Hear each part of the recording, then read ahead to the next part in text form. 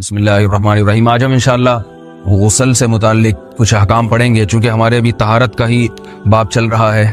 غسل کب فرض ہوتا ہے اور غسل کا طریقہ کیا ہے؟ رسول اللہ صلی اللہ علیہ وسلم نے فرمایا ان اللہ لا یستحی من الحق، اللہ تعالی حق بات کو بیان کرنے سے حیا نہیں کرتے۔ تو غسل کے جو مسائل ہیں ان میں بھی بعض دفعہ کچھ ایسی باتیں آتی ہیں جو بظاہر حیا کے خلاف ہیں، لیکن علم کی ایک بات ہے، سیکھنے اور سکھانے میں حیا اگر کریں گے تو پھر ظاہر ہے ساری زندگی جاہل ہی رہے گا انسان۔ اور غسل کے مسائل سیکھنا اس لیے ضروری ہے کہ غسل جب فرض ہوتا ہے تو جب تک مکمل غسل نہ ہو آپ کی نماز ادا نہیں ہوتی۔ رسول اللہ صلی اللہ علیہ وسلم نے فرمایا الماء من الماء، حدیث ہے کہ غسل فرض ہوتا ہے خواہش نفس کے ساتھ جسم سے منی خارج ہونے سے۔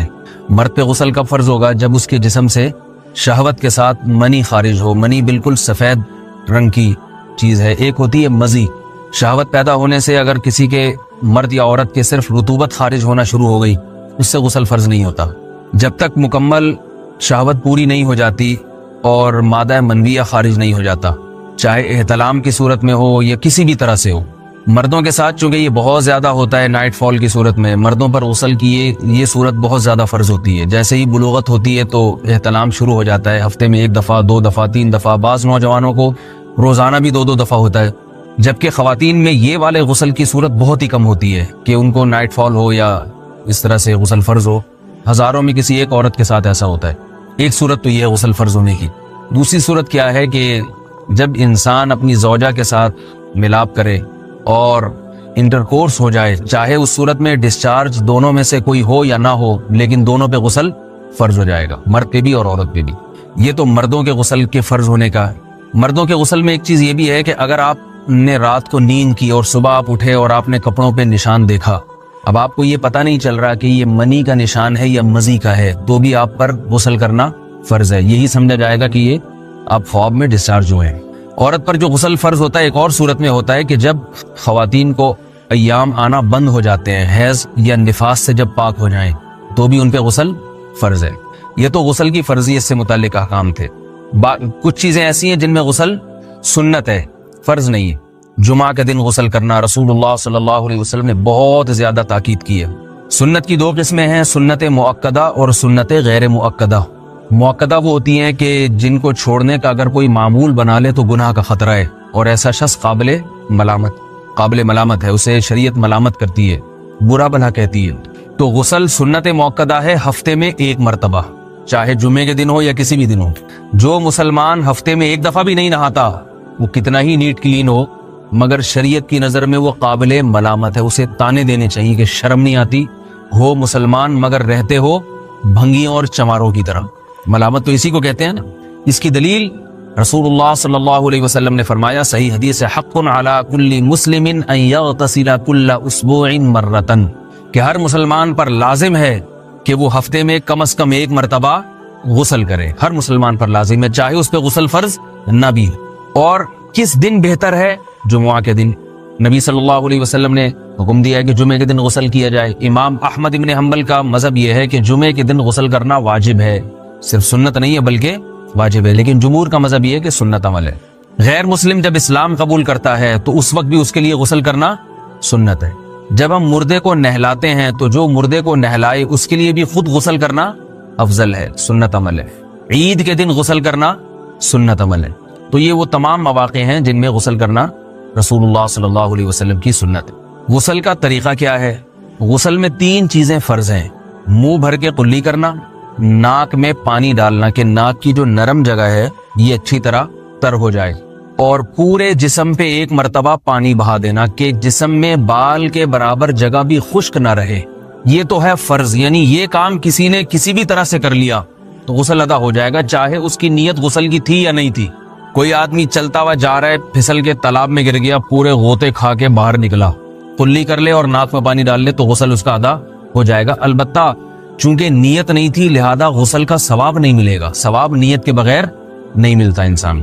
دلائل اس کے الگ موضوع ہے کہ اس کی دلیل کیا ہے کہ بغیر نیت کے بھی غسل ہو جاتا ہے، لیکن میں نے بتایا دلائل کا سیشن نہیں ہے، اس میں پھر بات لمبی ہو جائے گی۔ تو یہ تو ہے فرض، پورے جسم پہ پانی بہانا، کلی اور ناک میں پانی۔ سنت طریقہ کیا ہے؟ رسول اللہ صلی اللہ علیہ وسلم غسل کیسے کرتے تھے؟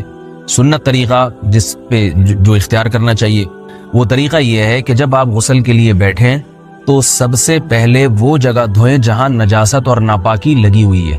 نائٹ فال ہوا, کسی کو احتلام ہوا, تو جہاں جہاں گندگی لگی ہے پہلے اس جگہ کو دھوئیں. استنجا کریں, شرمگاہ کو دھوئیں اچھی طرح. سمجھ رہے ہیں بات کو؟ اس کے بعد ہاتھ دھوئیں اور مکمل وضو کریں جیسے ہم عام حالات میں وضو کرتے ہیں. مکمل وضو کرنے کے بعد دائیں کندھے پہ پانی ڈالا, لیفٹ سائڈ پہ پانی ڈالا. پہلے زمانے میں تو چلو سے غسل ہوتا تھا, ہاتھ دھو لیے تو اب چلو سے پانی لے کے یہاں ڈالا جا رہا ہے, چلو سے پانی لے کے یہاں ڈالا جا رہا ہے, پورے جسم پہ ملا جا رہا ہے, اور چلو سے پانی لے کے 3 دفعہ سر پہ ڈالا جا رہا ہے. تو آج کل چلو ولو تو ہے نہیں, شاور کے نیچے جا کے کھڑے ہو جاتے ہیں. تو اس میں یہ کہ شاور کھولے اس میں کھڑے ہو جائیں, سارے چلو اس میں خود بخود ہی ہو جائیں گے, پورے جسم پہ پانی بہہ جائے گا. نبی صلی اللہ علیہ وسلم کے دور میں یہ جدید چیزیں نہیں تھیں, شیمپو اور صابن. تو آپ صلی اللہ علیہ وسلم بیری کے پتوں سے غسل کی ترغیب دیا کرتے تھے. بیری کے پتوں کو اگر پانی میں پکایا جائے تو پانی میں میل کچیل صاف کرنے کی صلاحیت بہت بڑھ جاتی ہے. ہمارے زمانے میں اس تکلف کی ضرورت نہیں ہے, صابن ملتے ہیں اس سے نہا لے آدمی, نہایا کریں. بہرحال کہنے کا مقصد یہ آپ لوگوں سے, تو یہ سنت طریقے سے غسل ہو جائے گا آپ کا. سمجھ رہے ہیں بات کو؟ سب سے پہلے استنجا کیا, اس کے بعد وضو کر لیا, اس کے بعد غسل کر لیا. اگر کسی نے غسل میں وضو نہیں کیا اور ویسے ہی پورے جسم پہ پانی بہا دیا تو بھی اس کا وضو خود بخود ہو جائے گا. اس غسل سے وہ نماز پڑھ سکتا ہے, کیونکہ بعض لوگ غسل کرنے کے بعد دوبارہ وضو کر رہے ہوتے ہیں. اس کی ضرورت نہیں ہے, کیونکہ جب غسل کرتے ہیں تو وضو والے اعضاء تو خود بخود اس میں دھل جاتے ہیں. یہ ہے غسل کا طریقہ. وضو کیسے ٹوٹتا ہے؟ جن چیزوں سے غسل فرض ہوتا ہے ان چیزوں سے وضو تو بہرحال ٹوٹتا ہی ہے. اس کے علاوہ بھی وضو ٹوٹتا ہے. اس سے پچھلے لیکچر میں نے کچھ تفصیل بتائی تھی کہ نجاست جسم سے کہیں سے بھی خارج ہو جائے یا نجاست نکل کے بہہ پڑے, اگر قضائے حاجت کی جگہوں سے نجاست خارج ہوئی ہے تو نظر بھی آ جائے وضو ٹوٹ جائے گا, اور قضائے حاجت کے علاوہ جگہوں سے اگر نجاست خارج ہوئی ہے, خون وغیرہ ہے جیسے, تو جب تک نکل کے بہے گا نہیں تو اس وقت تک وضو نہیں ٹوٹے گا. سمجھ رہے ہیں بات کو؟ وضو کا طریقہ کیا ہے؟ سب سے پہلے دونوں ہاتھوں کو دھویا جائے, 3 دفعہ کلی کی جائے, مسواک کی جائے, 3 دفعہ ناک میں پانی ڈالا جائے, پھر پورے چہرے کو پیشانی, یہ جو ہے جہاں سے پیشانی ہماری شروع ہو رہی ہے اور تھوڑی کے نیچے, تھوڑی جہاں ختم ہو رہی ہے, اور ایک کان کی لو سے دوسرے کان کی لو تک 4 اعضاء ہیں وضو میں دھونا فرض ہیں. 1 چہرہ, نمبر 2 بازو, نمبر 3 سر کا مسا, چوتھائی سر, اور نمبر 4 پاؤں کو دھونا. اس کی دلیل قرآن مجید کی مشہور آیت ہے فاغسلوا وجوہکم وایدیکم الی المرافق. اللہ فرماتے ہیں ایمان والو جب نماز کا ارادہ ہو تو اپنے چہروں کو اور اپنے ہاتھوں کو دھو, سر کا مسا کرو اور پاؤں کو ٹخنوں سمیت دھو. دھونے کا حکم ہے قرآن مجید میں. البتہ سر کے بارے میں یہ نہیں ہے پورے سر کا مسا کرو, بلکہ آ رہا ہے وامسحوا برؤوسکم. با کا لفظ ہے, با آتی ہے تبعیض کے لیے کہ سر کے بعض حصے کا مسا. اب بعض حصے کا قرآن حدیث میں کہیں تذکرہ نہیں ہے, تو اس میں فقہاء کرام کے اجتہادات ہیں. امام شافعی فرماتے ہیں تھوڑا سا بھی ٹچ کر لیا سر کو ہو جائے گا. امام ابو حنیفہ فرماتے ہیں نہیں, کم از کم 1/4 کا ہونا ضروری ہے. سب کے اپنے اپنے دلائل ہیں, ان دلائل میں نہیں جاتا. فقہ حنفی کو جو فالو کرنے والے ہیں تو ان کو چاہیے کم از کم 1/4 سر کا مسا, یہ فرض ہونے کے لیے ضروری. مگر سنت کیا ہے؟ پورے سر کا مسا. نبی صلی اللہ علیہ وسلم دونوں ہاتھوں کو بھگو کے پورے سر کا مسا کرتے تھے ایسے. سمجھ رہے بات کو؟ اور مسا کے جو یہ ٹیکنیکل طریقے ہیں کہ آپ یوں پہلے انگلی بنائیں, پھر یوں لے کر جائیں, پھر یوں گھما کے لائیں, پھر یوں, یہ ٹیکنیکل طریقے حدیث سے ثابت نہیں. مسا کا طریقہ کیا ہے؟ بھیگا ہوا ہاتھ لے کے ایسے پورے سر کو ہو گیا. پھر حدیث میں یہ بھی ہے کہ یوں لے جاؤ اور یہ بھی ہے کہ 2 واپس بھی لے کر آؤ, دونوں طرح سے ثابت. تو ایسے بھی کر سکتے ہیں کہ یوں لے جائیں, اور ایسے بھی کر سکتے ہیں لے کے جائیں اور پھر واپس بھی لے آئیں, دونوں طریقے جائز ہیں. لیکن کم از کم سنت اتنی ہے کہ پورے سر کا مسا ہونا چاہیے. بعض لوگوں کو شو مارنے کا شوق ہوتا ہے, اگر وہ واپس لائیں تو بال ان کے خراب ہو جاتے ہیں, کہتے ہیں یار یہ پھر مسئلہ خراب ہو جائے گا, تو پھر ایسے لوگ صرف یوں ہی لے جائیں کافی ہے. افضل تو یہ کہ یوں بھی لے جائیں, یوں بھی لے جائیں, دونوں طرح سے صحیح ہے. بہرحال دونوں حدیث سے ثابت ہیں. سمجھ رہے بات کو؟ اور یہاں ایک اہم مسئلہ بتا دوں, قرآن مجید نے پاؤں کو دھونے کا حکم دیا ہے, پاؤں پہ مسا کرنے کا حکم نہیں دیا. اور حدیث میں خفین پر مسا کرنے کا حکم ہے.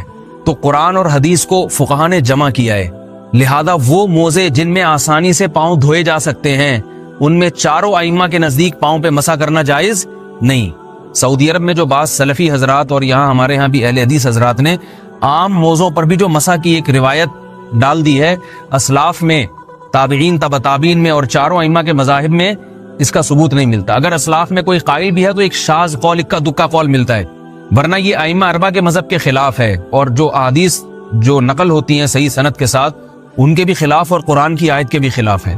اس لیے کسی نے عام ساکس پہ اگر مسا کر لیا، جو عام طور پہ آفس پہن کے جاتے ہیں لوگ، اس میں تو پاؤں، آپ اگر ساکس کو پانی کے نیچے رکھیں پورا پاؤں دھل جائے گا آرام سے. تو وہاں کیا ہو رہا ہے کہ قرآن مجید کے حکم کی مخالفت لازم آ رہی ہے، آپ پاؤں دھو نہیں رہے.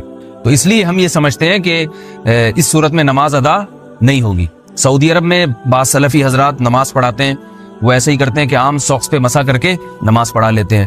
تو فتویٰ اسی پر ہے کہ ان کی اگر کسی کو یقین ہے کہ اس نے عام ساکس پہ مسا کر کے نماز پڑھائی ہے تو اس کے پیچھے نماز ادا نہیں ہوگی، کیونکہ قرآن کے مطابق اس کا وضو ہوا ہی نہیں ہے.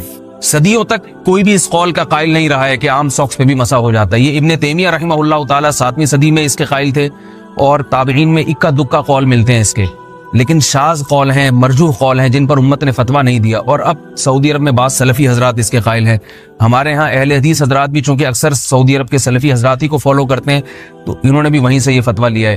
لیکن ائمہ اربعہ کے مذہب میں اور دلائل کے لحاظ سے دیکھا جائے تو یہ مذہب کمزور ہے. قرآن نے پاؤں کو دھونے کا حکم دیا، آپ دھوئیں گے پاؤں جب تک دھونا ممکن ہے. چمڑے کے موزے ہیں ان کو دھونا ممکن نہیں ہے اتارے بغیر، لہذا ان موزوں کے اوپر مسا ہو جائے گا. تو اس سے قرآن پر بھی عمل ہو جائے گا اور حدیث پر بھی عمل ہو جائے گا. اس لیے ائمہ اربعہ نے جو قرآن و حدیث کو سمجھ کے جو فیصلہ کیا ہے اس پہ چلنا ہمارے لیے زیادہ مفید ہے بنسبت آج کل کے جو علماء ہیں ان کی اپنی ذاتی آراء پر. اس لیے یہ بھی ایک وضو سے متعلق اہم مسئلہ تھا. سمجھ رہے ہیں؟ باقی تو ماشاءاللہ وضو کرنا سب کو آتا ہی ہے. اور وضو کے بعد دعا کیا ہے؟ کلمہ شہادت، اشہد ان لا الہ الا اللہ وحدہ لا شریک لہ اشہد ان محمدا عبدہ ورسولہ اللہم اجعلنی من التوابین واجعلنی من المتطہرین. اے اللہ تو مجھے بار بار توبہ کرنے والوں میں شامل کر دے اور بار بار پاکیزہ رہنے والوں میں شامل کر دے. توبہ اس لیے کہ میں نے ظاہری طہارت تو حاصل کر لی، مجھے روحانی طہارت بھی عطا کر دے. اگر میں نے گناہ کی ہوں تو مجھے ان سے بھی توبہ کی توفیق عطا فرما لے، تاکہ اس لحاظ سے بھی میرا وضو ہو جائے، اس لحاظ سے بھی میں پاک ہو جاؤں. سبحانک اللہم و بحمدک، نشہد ان لا الہ الا انت، نستغفرک و نتوب الیک.